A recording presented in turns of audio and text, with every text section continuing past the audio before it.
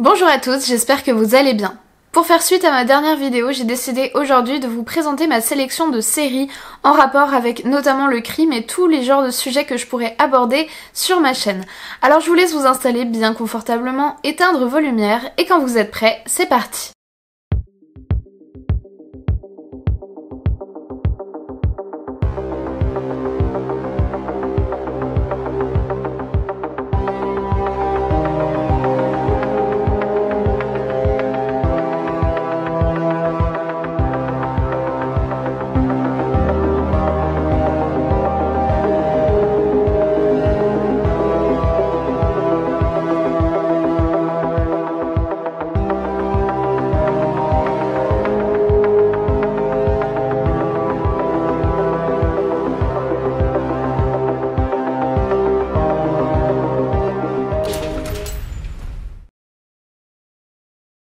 Je vais commencer avec Mindhunter, je pense que c'est une surprise pour personne et c'est vraiment une évidence dans cette sélection. Si vous me suivez depuis un petit peu de temps, vous savez que j'aime beaucoup cette série. Elle a pour l'instant 2 saisons, on espère fortement qu'il y en aura une 3e. Et si jamais vous ne connaissez pas, eh bien Mindhunter, ça raconte les débuts du profilage dans le FBI. Donc ça suit notamment 2 enquêteurs et puis une psychologue en plus qui ont vraiment commencé à faire les fondements de l'étude des tueurs en série. Et c'est une série vraiment très intéressante parce que, si vous voulez, c'est pas du tout, en tout cas la saison 1 n'est vraiment pas du tout dans l'enquête, on est plus dans l'après, la rencontre avec des criminels qui sont déjà incarcérés et c'est des entretiens avec eux, ce sont des entretiens qui ont été recréés par rapport à des vrais tueurs en série qui existent réellement et qui ont réellement été interrogés par les agents du FBI dans les années 70-80. Et franchement il y a vraiment beaucoup de réalisme au niveau de ces tueurs là. Je trouve qu'il y a un très beau travail qui a été fait dans le choix des acteurs et puis dans leur manière de jouer. Et vraiment c'est une série, si jamais vous ne l'avez pas encore vue et que vous aimez bien les sujets qu'on aborde ici sur cette chaîne, qui vous plaira forcément. Pour rester un petit peu dans le même thème, on a The Sinner qui comporte là aussi 2 saisons et c'est une série d'anthologie, c'est-à-dire que chaque saison raconte sa propre histoire qui est indépendante des autres. Alors il y a 1 ou 2 personnages qui se retrouvent, hein, notamment le personnage principal qui est le policier enquêteur, mais sinon c'est 2 histoires totalement différentes donc vous pouvez les regarder dans n'importe quel sens en fait. Et vraiment c'est quelque chose que je trouve très intéressant qui est là encore assez psychologique et qui raconte des histoires en fait de crimes, des crimes là encore qui sont déjà commis, avérés et il n'y a pas réellement d'enquête sur savoir qui est le coupable puisqu'il est trouvé dès le départ, mais par contre plus pour comprendre pourquoi est-ce qu'il en est arrivé là, qu'est-ce qu'il a fait passer à l'acte. Donc vous doutez que c'est vraiment le genre de choses qui m'intéresse. Dans la toute première saison on parlait d'une mère de famille qui tout à coup avait poignardé un homme alors qu'elle était à la plage et dans la saison 2 c'est un enfant, un petit garçon qui tue ses parents et donc toute l'enquête elle va essayer de déterminer pourquoi est-ce qu'ils ont commis ces crimes et bien évidemment vous vous en doutez qu'il y a plein de choses en fait qui sont un petit peu cachées, qui sont à découvrir et qui font que finalement les coupables, est-ce qu'ils sont réellement coupables, est-ce qu'ils ont été manipulés, qu'est-ce qui leur est arrivé, enfin vraiment c'est une très bonne série, un très bon thriller. Ensuite on passe à True Detective qui là a 3 saisons et c'est aussi une série d'anthologie, c'est-à-dire là encore que chaque saison raconte une histoire différente et si vous voulez ça ressemble un petit peu à The Sinner dans le sens où là encore on a des enquêtes mais par contre ces enquêtes là elles consistent à essayer d'appréhender le tueur ou le criminel qui se cache derrière les actes qui ont été retrouvés, les scènes de crime etc. Donc c'est un peu plus un travail de profilage et aussi une enquête plus classique au sens du terme comme dans les polars etc. Et c'est vraiment une série que j'ai beaucoup aimée. Moi j'ai vu que la saison 1 et la saison 3, j'ai pas vu la saison du milieu, la saison 2, mais il paraît qu'elle est un petit peu moins bien, alors je sais pas trop, j'ai eu des avis très divergents d'ailleurs sur cette fameuse saison là, faudra quand même que j'essaye de la voir. En tout cas la saison 1 je l'avais vraiment beaucoup aimée, elle m'avait énormément marquée, ça se passait en Louisiane, dans le bayou, il y avait une ambiance extrêmement glauque, avec des scènes de crime particulières, ça faisait référence à des espèces de rituels sataniques satanique, à de la pédophilie, enfin toutes ces choses vraiment extrêmement glauques qui vont très très bien dans l'ambiance de l'Amérique profonde entre guillemets, en tout cas vous savez tous ces états du sud. Donc j'avais vraiment adoré la saison 1 et puis la saison 3 elle raconte une enquête avec une disparition, enfin la disparition de 2 enfants au départ. Et si vous voulez, ce qui est très intéressant dans la saison 3, c'est qu'elle a une triple chronologie, c'est-à-dire que l'enquête elle se fait sur plusieurs décennies à différents moments. Donc il y a je crois dans les années 80, les années 90 et puis après les années 2010, et c'est la même enquête qui se poursuit mais à différentes temporalités, et c'est vraiment très très bien fait. Ce qui me fait arriver à une autre série d'anthologie que j'aime énormément qui s'appelle American Crime Story. Pour l'instant il y a 2 saisons, on attend la 3e qui est normalement annoncée, donc qui devrait sortir. Et ça donc c'est une série qui reprend des histoires très médiatisées de crimes américains. Et la première saison était vraiment absolument formidable. Pour moi c'est un vrai chef-d'œuvre au niveau des séries du crime, parce que ça reprenait l'affaire de O.J. Simpson, qui est vraiment une énorme affaire aux États-Unis, extrêmement connue, qui a été surmédiatisée. Et en fait ça s'intéresse beaucoup plus à tout le moment du procès, plus qu'à réellement l'enquête, le crime, etc. C'est vraiment centré sur ce passage-là qui a été extrêmement long, parce que le procès a duré des mois et des mois, je crois presque 1 an, ce qui est absolument énorme pour un procès. Et en fait ce qu'on voit, moi j'ai beaucoup aimé parce que du coup on apprend beaucoup de choses sur le fonctionnement judiciaire aux États-Unis. Et on se rend compte finalement que la justice, ça n'a finalement pas grand chose à voir avec la justice justement, mais c'est plus vraiment quelque chose d'extrêmement stratégique. C'est ancré dans un milieu, dans une époque, avec un contexte social, culturel, et ça joue énormément sur le verdict final. Et vraiment j'ai adoré parce qu'on voit toutes les stratégies qui sont mises en place par les avocats, par les procureurs, enfin par les 2 parties, et toutes les magouilles qu'il peut y avoir en dessous. Enfin vraiment je trouve que c'est excellent, et vraiment de ce que j'ai pu en voir, c'est très fidèle à la réalité. Il y a très très peu de choses qui ont été changées ou arrangées, et ça colle énormément à la véritable histoire. Tandis que la saison 2 qui s'appelle L'assassinat de Versace, elle est donc centrée soi-disant sur l'assassin de Versace, en fait pas réellement. Ça suit plutôt le parcours de Andrew Cunanan, qui est donc l'homme qui a assassiné Versace, mais qui a tué d'autres hommes avant aussi, dans une espèce de folie meurtrière assez rapide et très très violente. Et en fait, vous avez vu peut-être ma vidéo sur Andrew Cunanan, vous avez peut-être remarqué qu'il y a des différences par rapport à la réalité, parce que là, pour le coup, la série a plutôt décidé de prendre le parti de combler certains manques, parce qu'il y a tout un tas de choses en fait qu'on ne sait pas trop dans cette histoire-là, étant donné que toutes les personnes concernées sont mortes. Donc du coup, il y a des choses qui ont été peut-être un petit peu inventées, brodées, mais d'une manière, je trouve, plutôt crédible, et finalement qui moi m'a pas dérangée, même si effectivement c'est écrit dès le départ que c'est basé sur des faits réels, mais qu'il y a aussi des choses qui sont un petit peu réarrangées, réadaptées. Moi à partir de ce moment là, tant que c'est averti et tant qu'on nous le dit, je trouve que c'est correct, et j'ai beaucoup aimé la manière dont la série a traité finalement le parcours de Cunanan. Ensuite on va passer à la mini-série Dans leur regard, qui est composée de 4 épisodes et qui retrace tous les événements qu'il y a eu autour de l'affaire de la joggeuse de Central Park. C'est une jeune femme qui a été violée donc à New York. Le gros de l'histoire, c'est vraiment centré sur l'arrestation de très jeunes hommes noirs qui étaient présents à Central Park cette nuit-là et qui ont été accusés d'avoir commis ce viol. Et en fait, ce qu'on voit, c'est qu'il y a vraiment eu beaucoup de pression de la part des policiers, ce qui fait que ces jeunes-là ont avoué le viol.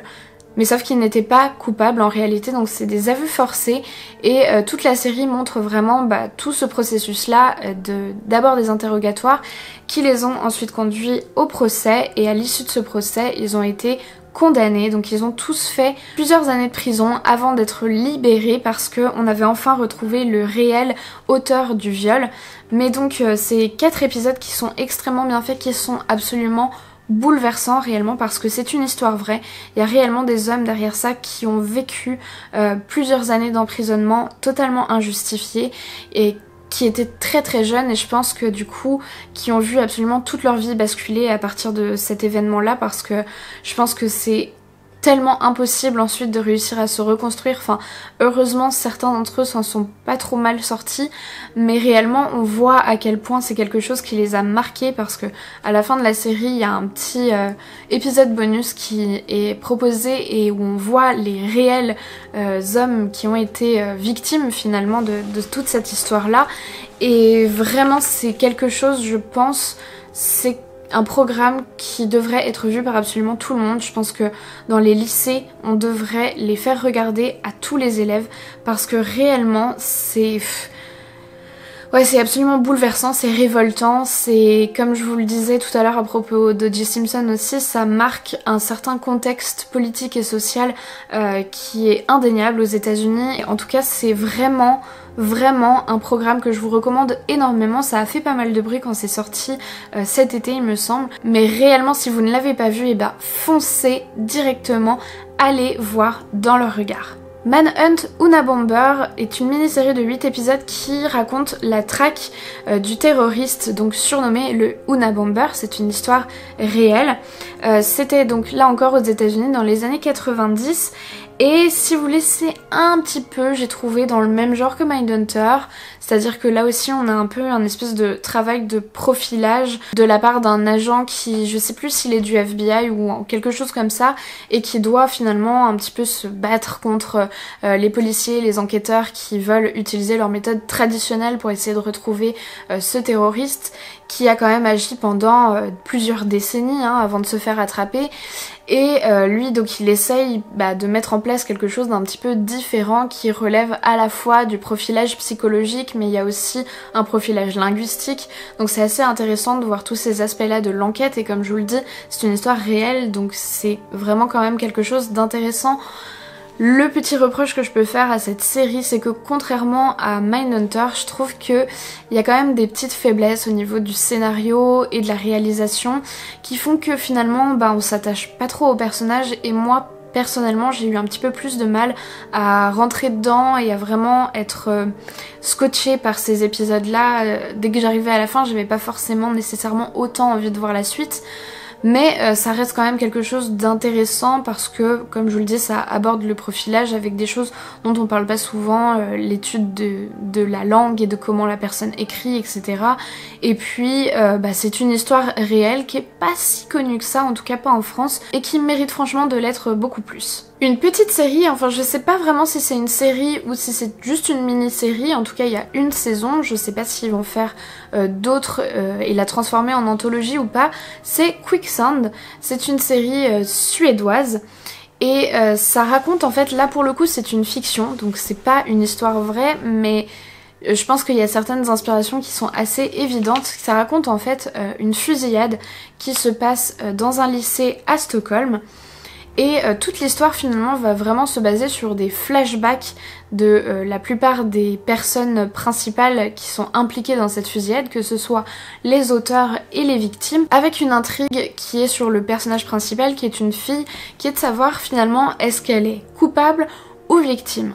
Et j'ai vraiment pas mal aimé parce que malgré le fait que c'était une fiction, j'ai trouvé que c'était plutôt réaliste et plutôt intéressant à voir au niveau du parcours de ces jeunes. Et je crois que je l'ai regardé à peu près au moment où j'avais fait ma série de vidéos sur les tueurs de masse, donc je trouvais que ça vraiment c'était plutôt bien fait par rapport à ce que moi j'ai pu voir et pu essayer de comprendre finalement des facteurs qui amènent certaines personnes à passer à ce genre d'actes criminels.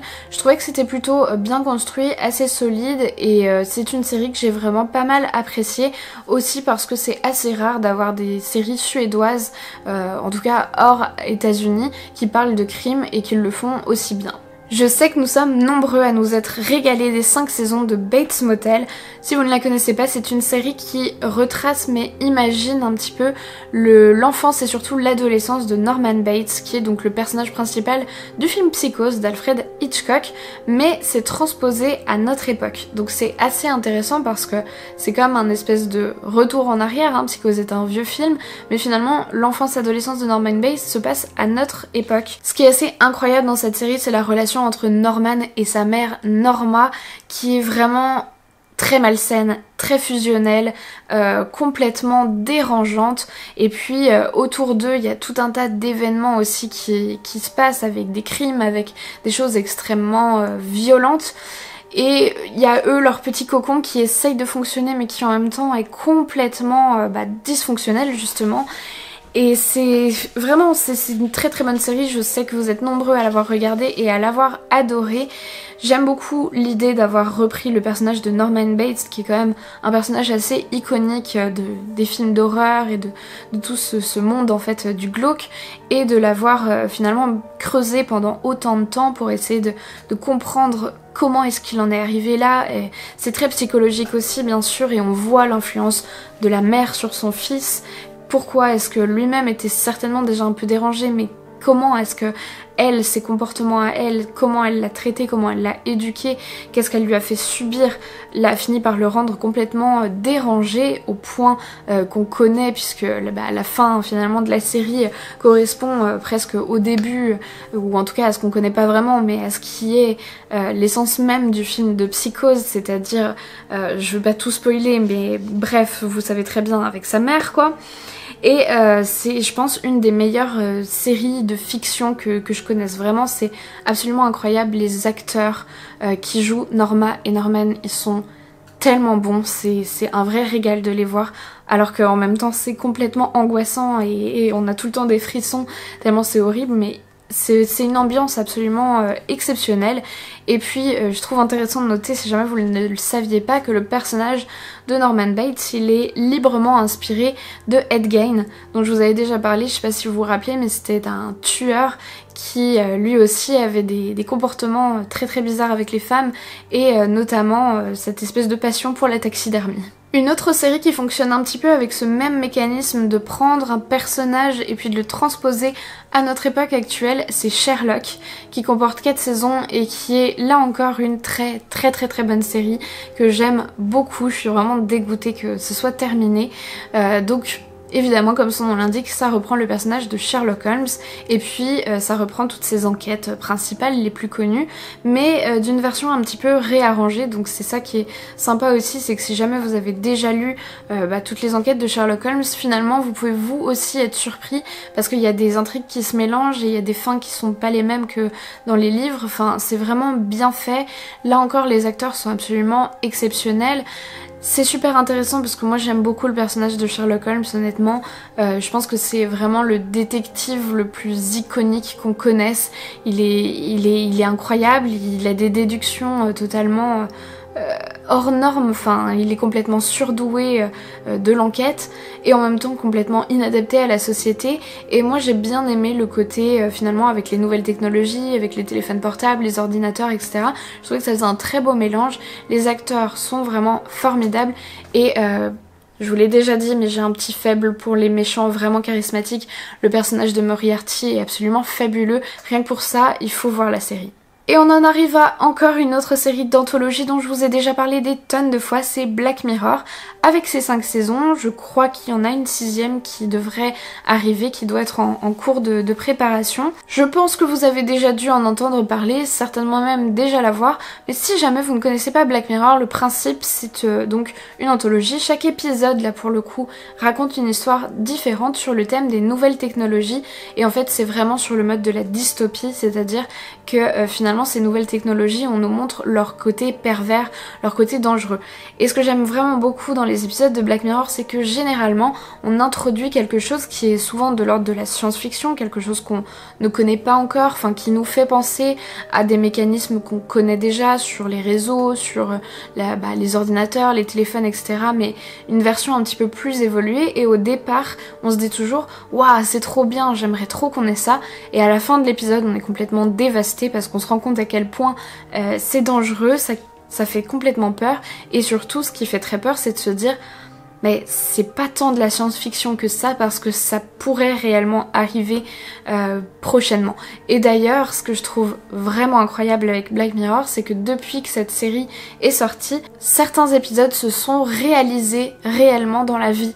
Et ça, c'est complètement fou, je trouve, qu'une série ait réussi à anticiper certaines choses. Je sais pas si elle a donné des idées à certaines sociétés qui ont construit les technologies qui correspondaient, mais franchement, c'est absolument effroyable, ça fait super peur et en même temps ça fait quand même pas mal réfléchir à comment est-ce qu'on utilise les technologies, comment est-ce que finalement on les a rendues peut-être indispensables à notre existence et ça fait parfois...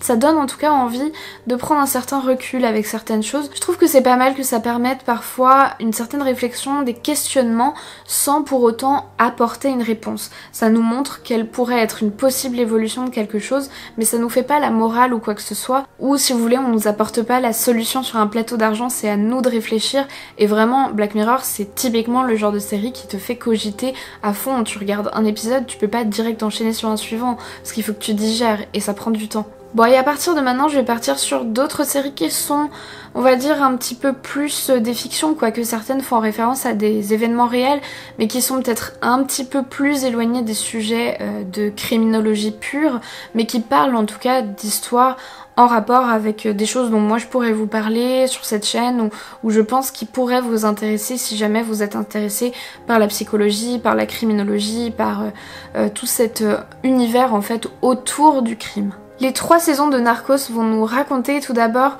l'arrivée et l'ascension de Pablo Escobar dans le monde de la drogue en Colombie et puis principalement sa traque par le FBI, par les États-Unis.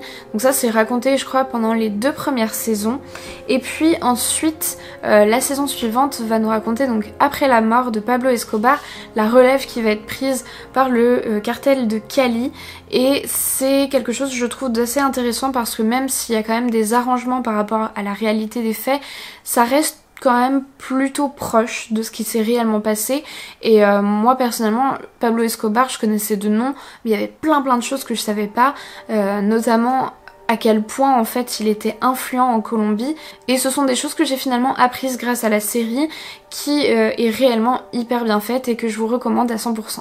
Ce qui me fait ensuite passer à Fargo qui est encore une anthologie de 3 saisons cette fois et qui, si vous voulez, reprend dans la première saison en tout cas le concept de base du film du même nom Fargo des frères Cohen. Donc ça raconte à chaque fois des histoires, si vous voulez, comment dire ça, presque de l'ordre du fait divers qui se passe toujours dans des petits bleds des États-Unis, vraiment des petites bourgades, des petites villes. Et finalement, c'est vraiment, ouais, c'est du fait divers, mais ça fait appel à plein de trucs dans la criminalité, que ce soit des arnaques, des tueurs à gages, tout un tas de magouilles, vraiment à petite échelle entre guillemets, pas des grosses choses, mais complètement hallucinantes, assez folles à chaque fois. C'est très empreint de l'esprit des frères Cohen que moi j'adore en tant que réalisateur. Il y a vraiment tout le temps ce genre de personnages, peut-être que vous avez déjà vu certains de leurs films, vous savez, un petit peu... même carrément bête, ça se joue beaucoup sur des coups de chance, ça se joue beaucoup sur des quiproquos, il y a vraiment cet univers qui est très particulier et j'ai vraiment adoré notamment la première saison de Fargo qui était absolument excellente. Je crois que la 3e était pas mal non plus, la 2e était un peu plus étrange, mais enfin en tout cas dans l'ensemble c'est vraiment des choses qui se suivent avec un espèce de plaisir coupable. Je vous assure franchement, je sais pas comment vous décrire Fargo, c'est vraiment un ovni pour moi dans le monde des séries et des polars, c'est assez jouissif. Zone Blanche, c'est une série de 2 saisons pour l'instant qui m'a vraiment pas mal surprise parce que c'est une série franco-belge et généralement je suis pas trop friande des séries et des films français et des choses comme ça et franchement ça a été une très bonne surprise, je m'attendais vraiment pas à autant apprécier. L'histoire se déroule dans une ville fictive qui s'appelle Villefranche et qui est complètement perdue au milieu des montagnes dans la forêt et si vous voulez il se passe beaucoup de choses assez étranges. Déjà on nous plante vite le décor en nous disant que à Villefranche il y a un taux d'homicide qui est mais beaucoup plus élevé que la moyenne nationale, donc c'est vraiment très bizarre et en plus de ça il y a visiblement quelque chose, un espèce de monstre qui habite dans la forêt, dans les bois. Donc il y a plein de choses qui se passent, il y a plein de petites mini-enquêtes, plus des enquêtes un peu plus longues qui prennent plusieurs épisodes à se dérouler, plus cette histoire un petit peu paranormale, surnaturelle avec le monstre dans les bois, mais c'est pas trop présent, donc c'est pas gênant je trouve, et il y a une ambiance qui est vraiment extrêmement glauque, mais vraiment j'ai du mal à la décrire, mais je la trouve extrêmement magnétique en fait. Moi j'ai vraiment été aspirée là-dedans et j'ai regardé toute la série très très vite. Je trouve que les personnages sont quand même assez intéressants, assez attachants, et franchement pour une série française j'ai été agréablement surprise. Ceux qui ont apprécié Breaking Bad connaissent certainement Better Call Saul. On en est à 4 saisons maintenant et c'est une série spin-off, c'est-à-dire que on a repris un des personnages de Breaking Bad, un personnage un peu secondaire, et on en a fait le personnage principal de cette nouvelle série-là. C'est donc le personnage de Saul Goodman, vous savez, l'avocat complètement véreux auquel font appel Walter et Jesse. Et en fait, donc là, toute cette série, elle se base sur lui, mais je crois que ça se passe avant les événements de Breaking Bad. Et donc, on suit plutôt le parcours de Jimmy. Donc, Jimmy, c'est Saul, avant qu'il s'appelle Saul Goodman. On va voir comment est-ce qu'il s'en sort. Donc, c'est un avocat qui est plutôt un avocat raté, entre guillemets, même si, franchement, il est très très talentueux, je trouve. Mais il est complètement magouilleur et il est tout le temps un peu rejeté par les gros cabinets et tout ça. Et donc on le suit, lui, dans différentes affaires, en fait. Et vraiment, je pense que c'est un des meilleurs spin-offs que j'ai pu voir, parce que généralement quand les séries font ce genre de choses là, c'est souvent moins bien que la série de base. Or là, Breaking Bad, c'est quand même, je pense, on est tous d'accord pour dire que c'est une des meilleures séries au monde. Et ben franchement, Better Call Saul ne déçoit absolument pas. Je trouve que déjà, ils ont bien choisi le personnage, parce que Saul Goodman, c'était un personnage qu'on appréciait tous, qui apportait ce petit côté un peu déjanté, déluré. Mais là, ils l'ont repris et ils lui ont donné tellement plus de profondeur, et finalement, c'est un personnage qui devient extrêmement attachant, extrêmement touchant, vraiment auquel moi je tiens beaucoup, et j'ai de la peine quand il a de la peine. Enfin, je trouve qu'ils ont fait un travail excellent sur ce personnage, et pour le coup là on n'est pas réellement dans de la criminologie, on est plus dans le droit et tout ça, quelque chose auquel moi je connais pas grand chose, et je trouve que c'est hyper intéressant. Je sais pas du tout à quel point c'est réaliste ou pas, sachant que ça reste quand même, il y a des situations qui sont un peu absurdes, un petit peu folles, hein, mais je pense qu'il y a quand même aussi une base qui doit être assez solide au niveau des procédures judiciaires, etc. Et toute la partie qui se passe, je sais plus dans quelle saison c'est au début il me semble, mais avec les personnes âgées et tout ça, c'est juste trop bien. Et vraiment, si jamais vous avez vu Breaking Bad et que vous n'avez pas encore regardé Better Call Saul, mais allez-y, parce que vous allez avoir plein de petites réminiscences de Breaking Bad, et en plus c'est une série qui est de très bonne qualité. C'est l'une des séries phares de Netflix et elle s'est arrêtée cette année au bout de 7 saisons. Orange is the New Black est une série qui dépeint le quotidien de détenus à Litchfield, qui est une prison de basse sécurité pour femmes. Honnêtement, certaines saisons de la série sont pas excellentes et sont parties peut-être un peu loin dans certains délires. Le début et la fin, je trouve, sont vraiment très bien.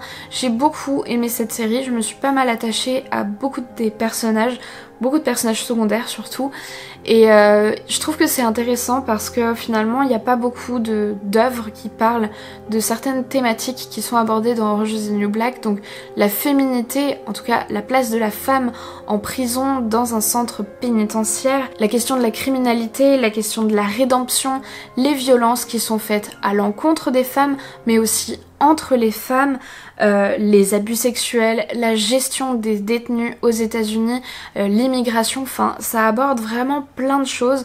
C'est assez complet finalement au travers de ces 7 saisons. Et comme je vous le disais, même si je pense que par moments les scénaristes se sont peut-être un petit peu égarés sur certaines saisons, il y a vraiment des passages qui sont très beaux, et c'est une très belle série qui est très attachante et qui donne un regard très différent aussi sur les criminels, et notamment les criminels femmes. Si vous me connaissez un peu et que vous êtes encore en train d'écouter cette vidéo, vous devez vous demander pourquoi est-ce que je n'ai pas encore parlé de American Horror Story, qui en est quand même à sa 9e saison et qui je crois a rempli bientôt pour une 10e. Alors évidemment c'est le moment pour moi d'en parler, mais je préférais la mettre à la fin parce que là on s'éloigne quand même un peu plus des thématiques de criminologie et de psychologie, même si vous le savez, si vous me regardez depuis un moment, j'utilise beaucoup American Horror Story pour m'inspirer et trouver des sujets de vidéos parce que c'est une série qui, là encore, est une anthologie, donc chaque saison raconte une histoire complètement différente, mais généralement avec les mêmes acteurs. Et si vous voulez, il y a plein de références ou de clins d'œil à des événements qui sont réellement passés ou à des vrais personnages issus soit d'histoires de crimes, de meurtres, de violences ou même de la pop culture. Et du coup, c'est toutes ces choses qui sont mélangées, qui ont en plus une petite touche de fantastique ou parfois une grosse touche de fantastique, de la violence, du sexe, de l'exubérance. Tout ça, c'est tout ce qui résume American Horror Story et qui fait que, vous le savez, j'adore cette série, même si je le sais très bien, c'est pas la meilleure série du monde, il y a plein de trucs qui vont pas, il y a plein de trucs au niveau du scénario qui part complètement en vrille à chaque fois et qui m'énerve, mais j'aime cette série profondément parce que elle véhicule des choses que j'aime beaucoup au niveau de la tolérance et tout ça, et elle aborde des sujets que j'aime, que j'adore, enfin vraiment, ils ont exploré déjà des tonnes de choses et je pense qu'ils sont encore capables de continuer à nous surprendre, en tout cas je l'espère. Et comme je vous le disais, toutes les saisons sont vraiment très différentes, elles vont du coup pas du tout créer l'unanimité, hein. Je sais qu'il y a tout le temps des débats sur quelle est la meilleure saison, quelles sont les saisons préférées. Je pense que chacun a ses préférences. Personnellement, moi, celle que j'aime le plus, je dirais qu'il y a d'abord Asylum, ça c'est sûr, la saison 2. Ensuite, qu'est-ce que je vais dire? Ça va être un peu dans le désordre, je pense. J'ai du mal à faire une hiérarchie parce que ça change un peu, mais il y a donc d'abord celle qui se passe dans l'asile, ensuite celle qui se passe dans le cirque, la maison hantée, la secte et puis l'hôtel. Pour moi, c'est vraiment les saisons que je préfère le plus. Voilà. Bon, et puis là on est un peu à la fin de la liste, alors je me permets de commencer à dériver une série qui m'a beaucoup plu, qui parle de paranormal finalement. C'est The Haunting of Hill House. Je crois pas qu'il y ait eu de traduction en français. Il y a qu'une saison pour l'instant, mais normalement il y a une deuxième qui devrait arriver, qui reprendra certains personnages de la saison 1 visiblement et qui va nous apporter une nouvelle histoire. Et The Haunting of Hill House, c'est une histoire qui parle de fantômes, qui parle de maisons hantées, mais qui aborde ça d'une façon que j'ai trouvé vraiment très nouvelle finalement, très fraîche. Déjà, j'étais un peu sceptique du côté une histoire de maison hantée sur toute une série, comment ça va... À quoi ça va ressembler, ça a déjà été fait dans American Horror Story, comment est-ce qu'ils vont pouvoir s'en démarquer, faire quelque chose d'intéressant où la peur va quand même rester, et je trouve que c'est complètement réussi. En plus, il y a vraiment une dimension très psychologique qui est très présente dans les épisodes et qui moi m'a vraiment conquise parce que je trouve que elle est très crédible, les réactions des personnages sont très crédibles. J'adore ce genre de série ou de film où on voit plusieurs fois la même scène mais vue par les yeux d'un personnage différent à chaque fois, ce qui fait qu'on voit son point de vue à lui et qu'on voit pas les mêmes choses. Je trouve que c'est hyper bien fait, les acteurs sont très bons, ils sont attachants, vraiment ils ont créé des personnages auxquels on tient et la peur est réellement là. Je trouve qu'ils ont bien dosé en fait ces histoires de fantômes avec finalement une angoisse qui monte et ils sont pas partis trop loin, ce que je reproche beaucoup généralement aux films d'horreur. Et vraiment bon, là on n'est plus du tout dans la criminologie, mais si jamais vous êtes là, peut-être que vous aimez aussi le paranormal, et si vous n'avez pas regardé cette série là, c'est une très bonne série à regarder dans le noir avec ses lumières éteintes. Et ça y est, on en arrive à ma dernière suggestion de série qui est Penny Dreadful. Je vous en ai déjà parlé quand je vous avais parlé des vrais Penny Dreadful. Là, pour le coup, c'est un petit peu différent. C'est une série qui a seulement 3 saisons et qui s'est arrêtée au bout de ces 3 saisons. J'étais dégoûtée quand ils l'ont arrêtée parce que je l'aimais beaucoup. Ça se déroule à Londres dans l'époque victorienne. Donc déjà, rien que ça, les décors, tout ça, c'est trop beau. Et ça reprend finalement le même mécanisme que les Penny Dreadful, c'est-à-dire toutes ces histoires d'horreur qui font frissonner, très typiques de l'époque. Il y a plein de personnages, il y a plein de choses qu'on connaît déjà en fait, issues de la culture justement un peu horrifique ancienne. Il y a des sorcières, il y a des vampires, il y a des loups-garous, il y a le docteur Frankenstein, il y a le portrait de Dorian Gray, Dr. Jekyll et Mr. Hyde, enfin toutes ces choses qui se mélangent et toutes ces personnes-là qui se croisent et qui ont des histoires, etc. Enfin vraiment, j'ai beaucoup aimé. Il y a aussi, vous savez, toute cette ambiance de l'époque victorienne que vous l'avez compris si vous me connaissez, j'adore, avec les séances de spiritisme, avec les trafiquants de cadavres, avec les musées d'horreur, enfin toutes ces choses-là, vraiment c'est une super bonne série. Et puis l'actrice Eva Green, qui est le personnage principal, elle joue divinement bien, vraiment. J'ai rarement vu quelqu'un être aussi crédible dans certaines scènes, notamment d'exorcisme et de lutte intérieure. C'est juste trop bien fait, elle joue trop bien, elle est parfaite pour ce rôle. Et c'est vraiment pour moi, Penny Dreadful, c'est la série du mois d'octobre. C'est la série pour se mettre dans l'ambiance avant Halloween. On est en plein dedans et je suis dégoûtée qu'il l'ait arrêté. Je sais qu'ils vont refaire un spin-off, j'espère qu'il sera bien, mais je suis vraiment dégoûtée que Penny Dreadful se soit arrêté au bout de 3 saisons. Allez, ça y est, on est arrivé au bout du compte. J'ai encore une fois beaucoup trop parlé. Je m'étais promis que je dirais juste 2-3 phrases de présentation pour chacune de ces séries. Je ne l'ai pas fait. J'imagine qu'il manque tout un tas de séries dont je n'ai pas parlé. Peut-être parce que je les ai vues et puis je les ai oubliées, peut-être parce que j'ai pas eu envie d'en parler dans cette vidéo et peut-être parce que je ne les ai pas vues. N'hésitez vraiment pas dans les commentaires à me faire vos suggestions. Moi je sais que je me suis fait une petite liste avec des choses que j'aimerais bien voir quand même parce que j'en entends beaucoup parler et que je les ai toujours pas regardées. Il y a Mr. Robot, apparemment qui est vraiment très bien. Il y a La Casa des Papel que j'ai toujours pas regardé. Il y a How to Get Away with Murder. Pareil, j'ai jamais regardé alors que c'était méga connu. Donc voilà, ça fait partie des choses qu'il faut absolument que je vois prochainement. J'essaye de trouver le temps de regarder des séries, de regarder des documentaires, c'est galère. Mais n'hésitez vraiment pas à me dire dans les commentaires s'il y a des choses qu'il faut absolument que je vois. Et j'essaierai d'aller les regarder parce que je pense que vous l'avez compris avec cette vidéo, je suis très friande de séries. J'en regarde beaucoup, donc voilà. J'attends vos suggestions. Vraiment n'hésitez pas à me dire quelle est votre série préférée en rapport avec le crime ou le paranormal et tout ça. Et j'essaierai d'aller y jeter un petit coup d'œil. Bon, je sais que je parle beaucoup, alors merci beaucoup à toutes les personnes qui m'ont écouté jusque là. J'espère que cette vidéo vous a plu, qu'elle vous a donné des petites idées de séries à aller découvrir. Et puis si c'est le cas, si vous avez apprécié ce contenu, n'oubliez pas de me mettre un petit pouce en l'air et puis de vous abonner à ma chaîne si jamais c'est pas encore fait. Moi je vous dis à très vite. Je vais quand même vous prévenir un peu que là ça y est, c'est les vacances de Noël qui arrivent. J'ai essayé de préparer des sujets sauf que j'ai pas eu le temps de les filmer parce que je viens d'apprendre aujourd'hui qu'avec toutes ces histoires de grève, je vais devoir prendre le train plus tôt que ce que j'avais prévu et donc je m'étais un peu prévu mon temps pour filmer mes vidéos et je vais pas pouvoir le faire. Je vais essayer d'en filmer quelques-unes pendant que je serai en vacances, du coup dans ma famille. Mais voilà, je pense que je vais devoir écarter un petit peu le délai entre les épisodes. Je suis vraiment désolée, mais vous inquiétez pas, je vais vous préparer plein de sujets très intéressants à venir. Donc voilà, on se retrouve très vite, j'espère le plus vite possible pour une prochaine vidéo. Je vous fais plein de gros bisous et en attendant, n'oubliez surtout pas de rallumer vos lumières. 1, 2, 3.